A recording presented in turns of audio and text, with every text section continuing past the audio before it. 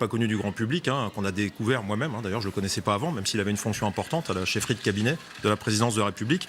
Mais dans sa tenue et dans son comportement, ça avait donné une image déplorable des forces de l'ordre, avec une action un peu de pied nickelé, une interpellation à moitié ratée, avec des coups. C'était pas vraiment violent, mais c'était pas du tout technique. Et puis alors, quand on avait découvert que c'était pas un policier, mais que c'était quelqu'un qui n'avait aucune fonction, en tout cas sur le service d'ordre, là, ça faisait pour le coup désordre et ça avait un peu nuit à l'image des forces de l'ordre. Voilà. On ne peut que partager votre commentaire, effectivement, et se réjouir que depuis, il y a eu non seulement des commissions d'enquête parlementaires, notamment celle du Sénat, qui est allée jusqu'au bout, ce qui n'est pas le cas de l'Assemblée nationale, et puis une procédure judiciaire qui maintenant est entamée. Oui, Laurence. Alors justement, ça c'est très intéressant ce que vous êtes en train de relever, Christophe, parce que bien on est à quelques jours de l'ouverture à nouveau de la révision constitutionnelle, et il était question dans la précédente version de s'attaquer au Sénat, de réduire le nombre de parlementaires. En l'occurrence, on s'est rendu compte de l'importance du Sénat comme contre-pouvoir et comme contrôle du pouvoir en place, qui finalement n'est absolument plus contrôlé par les parlementaires à l'Assemblée nationale qui prennent fait et cause pour le gouvernement.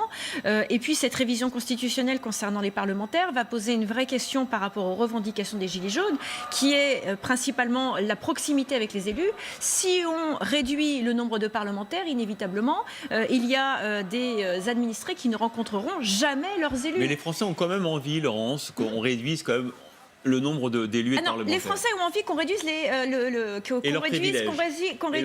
dépenses de l'État. Et donc, ils ont l'impression qu'en réduisant le nombre d'élus, on va réduire les dépenses de l'État. Alors, vous voyez quand même, regardez Laurence, parce que il y a même enfin, c'est formidable, il y a même des gilets jaunes qui saluent le départ des CRS. Alors, je ne sais pas s'ils saluent le travail ou leur départ.